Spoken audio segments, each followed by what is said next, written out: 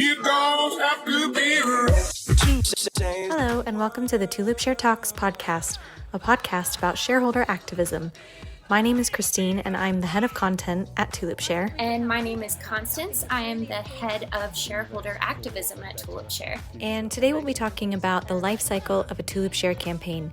How do we come up with our campaigns? What happens when we launch one? And can our campaigns ever change or evolve? These are all questions we'll be answering, so let's get started. Share. Share. So, Constance, can you talk us through how we come up with a Tulipshare campaign? Absolutely, I can. So there are a few different ways that a campaign is crafted on Tulipshare. The first would be that Tulipshare might select a target company based on environmental, social, or governance, also known as ESG, related vulnerabilities at the company. So this can be difficult to determine since oftentimes companies will issue their own reports, whether related to sustainability or diversity and inclusion, and those internally generated reports tend to paint a very rosy picture, and that picture might actually be better than what's really going on within the company. So once a vulnerability or issue at the company has been identified, we then need to verify that information that's available to us. We do this by working with research-based institutions, community-based groups, NGOs, and even the workers themselves. We also encourage users to bring to our attention issues that might not be receiving the attention deserved.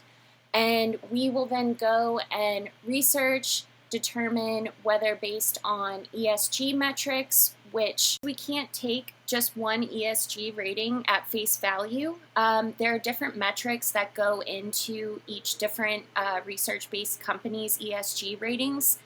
So it's better to get a clear picture by looking at all of the information available to us and seeing where there are patterns, where there are overlapping issues that each of those different institutions might identify. And again, like I said, there's oftentimes no better source for this type of information and verification than the groups themselves that have been tracking these issues for years and years. So we're not just relying solely on words on a page, but we also are talking to the people who are in the mix and actually see what's going on.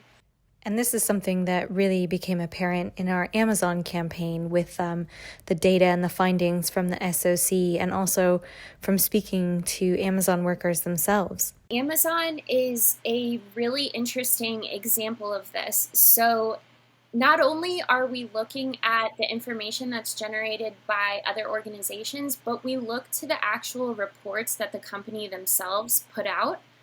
And in the case of Amazon, when they reported their injury rates, they did a bit of finessing with the numbers as far as separating out the injury rates of warehouse workers versus delivery drivers. And by doing that, it made it seem as though injury rates were going down. They were actually going up. And the Strategic Organizing Center really picked it apart, and they were able to definitively show that Amazon's injury rates were much higher than anyone else in the industry, in the warehouse industry, even Walmart, which is Amazon's top competitor. So, yeah, Strategic Organizing Center was a great example of that, being able to sift through the numbers and actually tell us what we're looking at. And we were given some harrowing tales by Amazon warehouse workers. And, it's one thing to read a news article about these issues. It's quite another to actually speak directly to the workers who experience it on a daily basis. And they were able to kind of fill in the gaps of information that we were getting and really give us a clear picture of what it was like to work at that company and the struggles that they face. So that's what we're always striving to achieve, is to uplift the voices of those who are affected. And obviously in the case of Amazon, that was the warehouse workers themselves. Another good example of this is with our Johnson & Johnson campaign, which if you Google, is talc safe, one of the first things that comes up is a website that was actually created by Johnson & Johnson and says how safe talc is. But then when we spoke to various community organizations and NGOs, we were given an entirely different picture. That was fantastic for us to be able to work with NGOs and community-based groups that were very much in the know. They had been following these issues. They knew survivors. They knew people that were, directly affected by the talc issue, whether it was themselves who were affected or loved ones, relatives, friends. And we were able to tap into that network of NGOs and community-based groups and connect them with other stakeholders and investors. A great example of that was the Investor Environmental Health Network. They track toxic chemicals and hazardous products that are sold to consumers, and we were able to connect them with those wonderful NGOs that had really laid a lot of the groundwork for that issue. So we've talked about how these different organizations have kind of helped us with our campaigns, but how much input do these partners or organizations have when we're coming up with a campaign or designing a new campaign? So we rely heavily on the expertise of these groups who are most in the know. Oftentimes an issue at a company has been going on for quite a while, and the NGOs have been laying the groundwork for taking a company to task through community organization, data collection and review, writing public letters to the company, reaching out to the board members themselves. But Tulipshare is able to offer another avenue for these groups to interact with the company directly through filing shareholder proposals. So in short, we rely heavily on these groups. Not to say that we don't verify all of the information that is provided to us, but these are the people, these are the groups that are working and fighting to make a change. And if we don't tap into their knowledge, their experience, their expertise, then we're leaving a significant piece of the puzzle out. You might have kind of answered this question already, but how much research goes into each campaign? A lot. A lot is the short answer. The formation of a campaign is very research intensive. It's not enough to identify a trending ESG related issue at a company.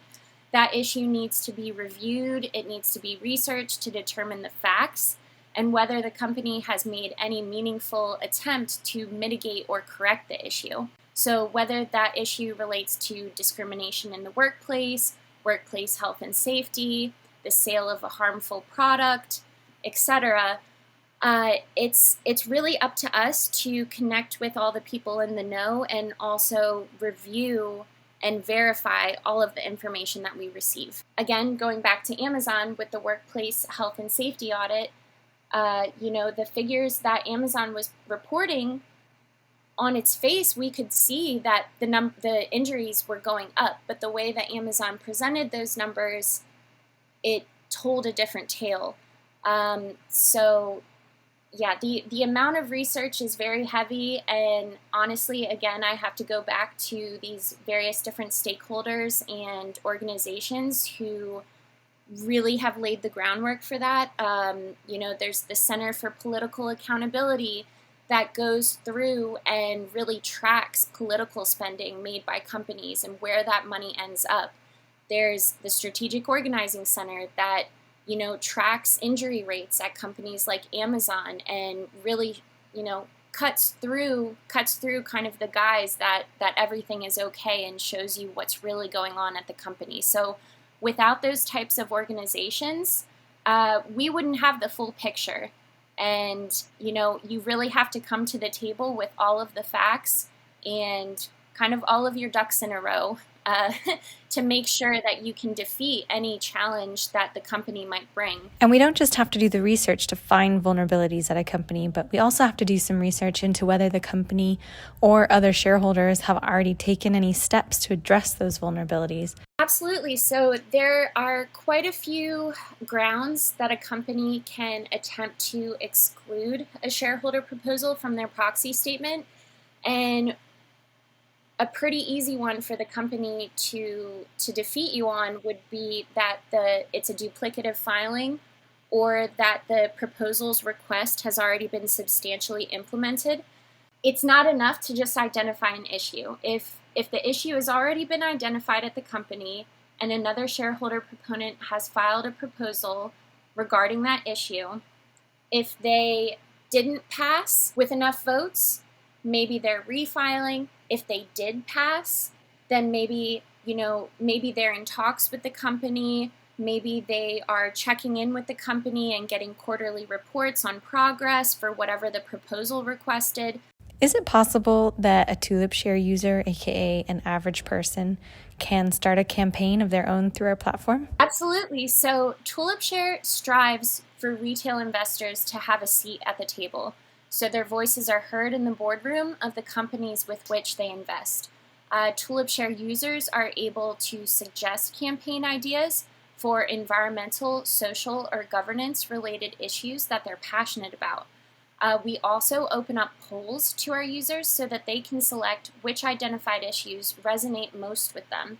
So, we really want there to be a direct connection between Tulipshare users or retail investors and the company. So, when we open this opportunity up to Tulipshare users, it's really best for the investment community as a whole, because the more people we open up to, proposing ideas, the bigger the world becomes, as far as, it's not always going to be the #1 trending issue in the news that's getting tackled.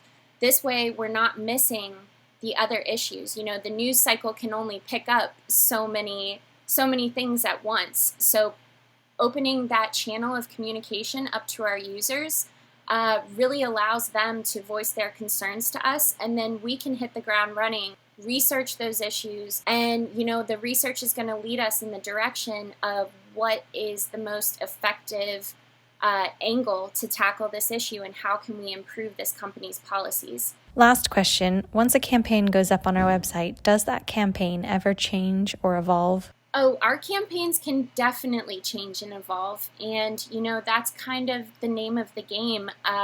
We have to stay up to date with the company's policies. When they change their policies, when they make corrections, or maybe they're not making improvements, we need to be able to track that and stay in the know. If a company makes improvements to its policies after the campaign has been launched, it's our responsibility to our users to assess those changes and determine whether actual corrections have been made and whether there is still room for improvement. Well, one example that comes to mind is our Apple campaign, which is still evolving. Apple is a great example of that. And, that's a campaign where we have not yet filed a proposal, really because we wanted to see how Apple's improvements to their right to repair policies would roll out. And so far, it's not where we'd like it to be. Well, that's all the time we have for today. A very big thank you to Constance for telling us all about the life cycle of a Tulipshare campaign. Make sure you tune in next week. We have a very special guest from Shareholder Commons. Invest for a better future.